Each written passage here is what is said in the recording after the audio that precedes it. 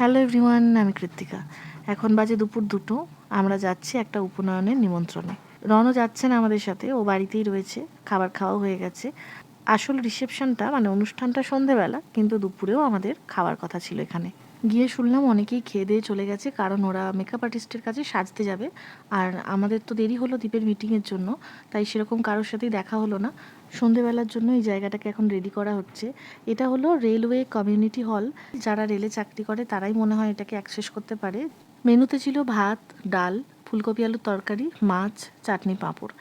এত গরম আজকে, এত গরম! এই যে আমরা খেতে বসে দরদর করে ঘামছি আর খাচ্ছি, মনে হচ্ছে কতক্ষণে বাড়ি ঢুকবো। আজকে সন্ধেবেলা যে কীভাবে রেডি হয়ে আসবো তা ভগবানই জানে। বাইরে বেরিয়ে দেখি এত সুন্দর একটা ফুলের গাছ, ভিডিও না করে পারলাম না।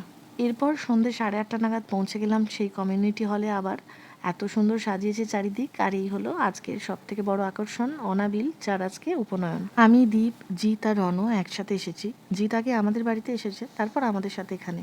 এই সেলফি জোনটা দারুণ সুন্দর। যার আজ উপনয়ন তাকে তো আগেই দেখিয়ে দিয়েছি, সে বন্ধুদের সাথে এদিক ওদিক ঘুরে বেড়াচ্ছে। চলো এবার ভেতরে যাওয়া যাক। এখানে আসা 90% মানুষকে আমি চিনি।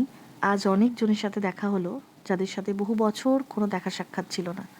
এতটাই গরম যে দীপ আর রনও কেউ পাঞ্জাবি পরলো না, হাফ প্যান্ট আর জামা পরে চলে এলো।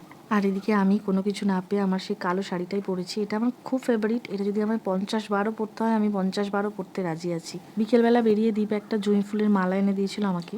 তারপরে কিছুতেই সেটাকে সেট করতে পারছিলাম না। আমি সব একা একা করতে পারি, শুধুমাত্র চুলটা ছাড়া। 3 থেকে 4 বার চুলে আমি মালাটা আটকেছি আর খুলেছি। এইসব করতে গিয়ে মালাটার তো আর কোনো অবশিষ্ট কিছু ছিল না। কিন্তু দীপ বলেছে আমি বাজার থেকে কষ্ট করে এনেছি, তোমাকে তো পরতেই হবে আজকে। ভাবলাম একবার গলায় পরে চলে যাই। তারপরে অনেক কষ্টে ডান দিক করে ফুলটা লাগিয়ে একদিকে চুলটা ছেড়ে চলে গেছি। তারপরে ওখানে গিয়ে কিছুক্ষণ থাকার পর মনে হচ্ছিল যে আমি কেন চুলটা ছেড়ে এলাম। সবাই এত সুন্দর করে বেঁধে ফুলটা লাগিয়েছে, ওইভাবে বাঁধলেই ভালো হতো। কিন্তু ওই যে নিজে নিজে যে বাঁধতে পারি না আমি। খাওয়ার জায়গাটা বেশ ফাঁকা ফাঁকাই ছিল, আর সন্ধ্যে থেকে আমরা সেই রকম কিছু খাইনি। খুব খিদেও পেয়ে গেছিলো। দীপ বলল চলো একসাথে আমরা খাবারটা খেয়ে নিই। আমরা যেন সব কিছু দেখে শুনে ভালো করে খাই, এইটা বলতে এসেছে মৈত্রীদি আমাদের। এইটা আবার আমাদের বলতে হয়? খেতেই তো এসেছি। আমরা এত খাবার প্রিয় মানুষ, খাবার ছাড়া বোধহয় আমাদের জীবনে আর কিছুই নেই। ডালটাতে একদম ঝাল ছিল না। রণসুন্দর ভাত ডাল মেখে ওই আলু ভাজা দিয়ে খেয়ে নিল। আজকের পুরো মেনুটাই ছিল মাছের ওপর। খাবার দাবারের স্বাদও খুব সুন্দর ছিল। এতক্ষণেই জায়গাটাকে ফাঁকা পেয়েছি। সুন্দর ডেকোরেশন করেছে ওরা, ভীষণ ভালো লাগছিল। তাই ভাবলাম পুরোটা একবার ভিডিও করি। আর ভিডিও করতে এসে আবার অনেকজনকে পেয়ে গেলাম, তাদের সাথে ছোট্ট ছোট্ট ভিডিও ক্লিপিংস নিয়ে নিলাম। আর তারপরে জমিয়ে একটু আড্ডা দিয়ে চলে এলাম বাড়ি।